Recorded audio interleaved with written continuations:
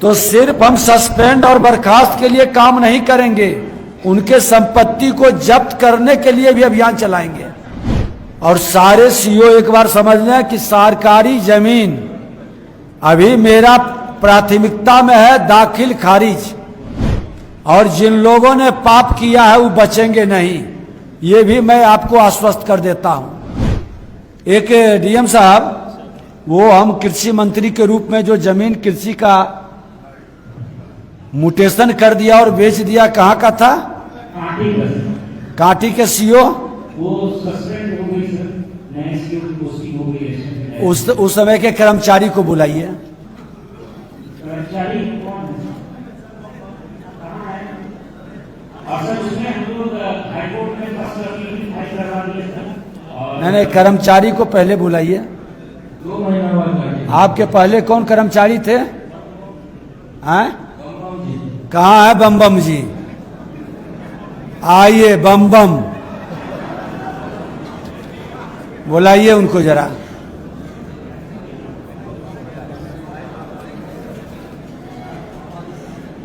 नहीं है क्या? कौन है? आप ही है बम बम? आप ही के समय में उसका दाखिल खारिज हो गया। अच्छा रिपोर्ट दिए थे, वो सीओ किया था। तो चलिए, आपको बधाई है, और सही कर्मचारी अच्छा काम करेगा उसको हम पुरस्कृत भी करेंगे। अब इससे सीख लीजिए कि हमने तो यहाँ के प्रभारी मंत्री के नाते सोशल मीडिया पर देख रहे थे, और तब जिलाधिकारी के साथ बैठ करके हमने निकाला वो मामला। और इस तरह के सरकारी जमीन का कोई भी करेंगे तो सिर्फ हम सस्पेंड और बर्खास्त के लिए काम नहीं करेंगे, उनके संपत्ति को जब्त करने के लिए भी अभियान चलाएंगे। इसको ध्यान में रख लीजिए। जाइए, आप नया सीओ है, बढ़िया से डीएम साहब इनको बता दीजिए। और सारे सीओ एक बार समझ लें कि सरकारी जमीन अभी मेरा प्राथमिकता में है दाखिल खारिज, परिमार्जन प्लस नापी। ये 4 काम 15 दिन के अंदर जो निपटा लेंगे, हम उसको सम्मान भी करेंगे, पुरस्कृत भी करेंगे। और उसके बाद हम इस तरह के सरकारी जमीन पर चलेंगे, और जिन लोगों ने पाप किया है वो बचेंगे नहीं, ये भी मैं आपको आश्वस्त कर देता हूं। अगर जो ये विभाग मेरे अंदर दिया गया है तो नेतृत्व ने सोच समझ के ही दिया होगा, तो उसमें आप सबका भी सहयोग चाहिए।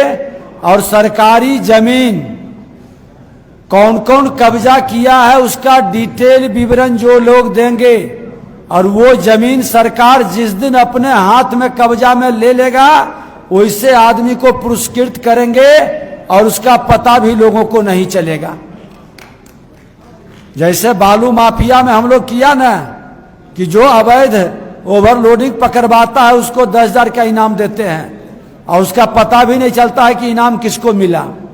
वैसे इस जमीन में भी हम करेंगे, लेकिन वो सेकेंड फेज मार्च के बाद।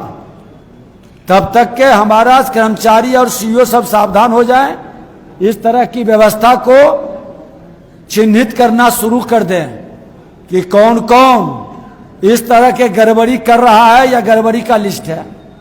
ठीक है ना?